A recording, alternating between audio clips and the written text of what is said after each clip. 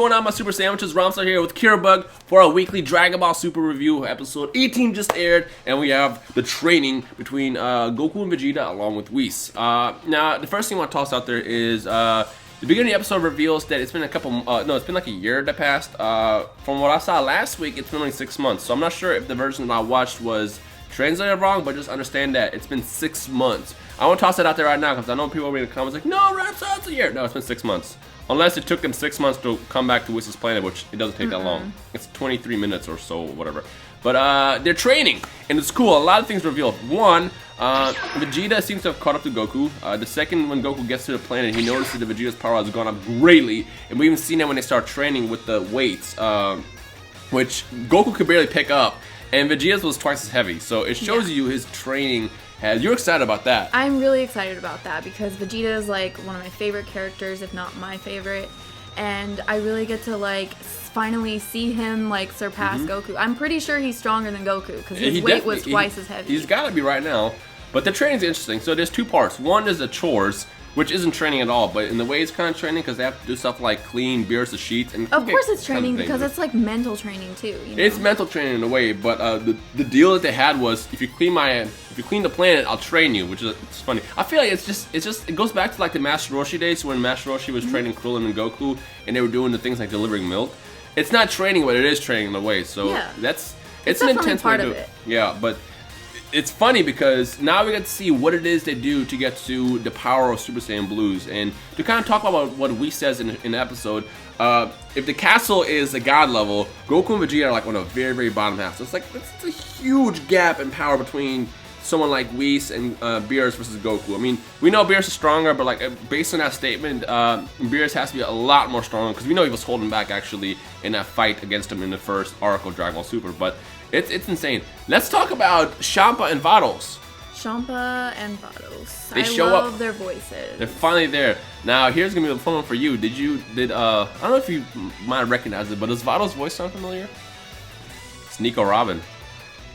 Well, I don't really watch the anime of One Piece. I usually read it, so I wouldn't really recognize it. But it's Nico Robin. But yay! It's pretty badass. I like Champa's voice. He sounds a bit younger, and I feel like he's got to be the younger brother to Beerus. But they're both badasses. They're looking for something. I expected them to kill the Frieza soldiers and find a Dragon Ball, which we might see that next episode. I'm not really sure, but we saw them swoosh by shore-based ship. They blow up a planet. They're looking for something, and then they just zoom off, and that's how the episode ends. So it's a lot of mystery still there of what's actually happening, which we'll find out hopefully soon. Now, here's the weird thing. So, small spoiler. I mean, this is a review, so it's not really a spoiler. The next episode, we see Frieza comes back. So now we know that he's going to get revived soon. And then there's going to be a certain amount of month time skip between that and him obviously coming to the planet. Because obviously when he comes back, he has to get stronger himself, and then he'll challenge Goku and Vegeta in the Resurrection F fight that we saw. The question is, now, what happens in that time gap? Are we not going to see it? I feel like we're not going to. My hope is that we will see it, even if it's just a little bit. I just want to see them transform into the blue transformation just for the first time, like, even if it's just a little bit. But I feel like because it's a series format, like, they should be able to do this. They really should. They should give us that. I will be kind of disappointed if they unveil the Super Saiyan Blue transformation the same way they did in Resurrection F. It's like, oh, Brother Frieza, I have a new form. Ha ha, here it is.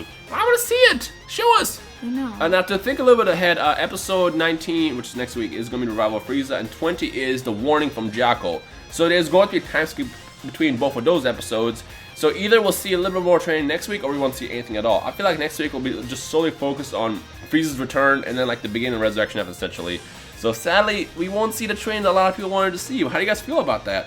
I know when we were going to Super, the one thing that people wanted the most is seeing that training. You know, some people even assumed that Champa would train Frieza. Like, everybody wanted to see it. So this is our chance to, voice. So what do you guys think about possibly that not even being shown in Super? Let us know your thoughts in the comment section below.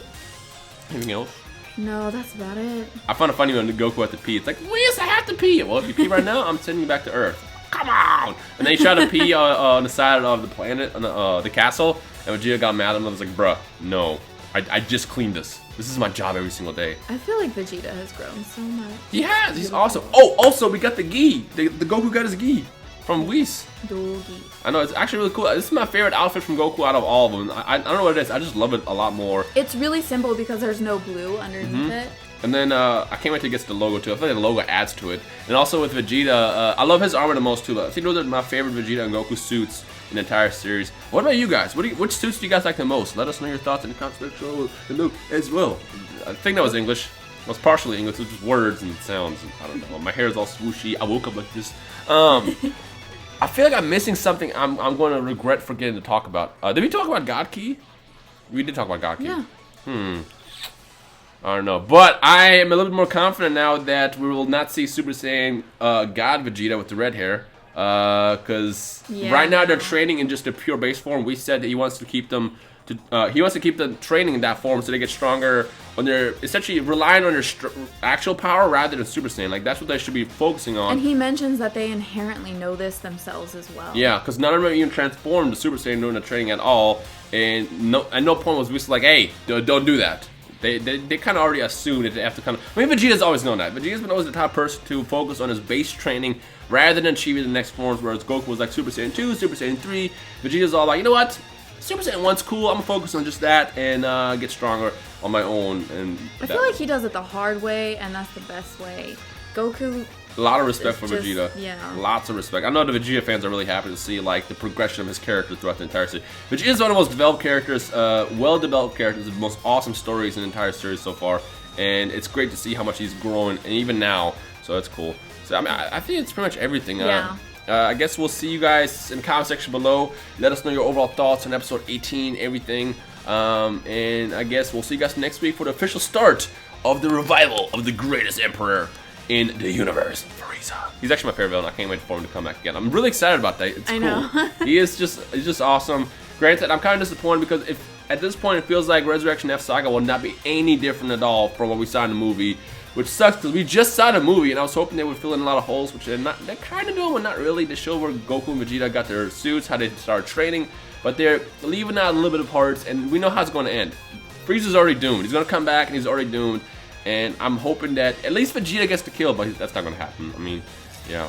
I don't know. Let us know your thoughts on episode 18 in the comment section below. Check out Kiribag in the description below as well. And I guess we will see all you awesome people down below and stuff. So you guys enjoy the rest of your day, and we'll see you guys in the comments below. Bye.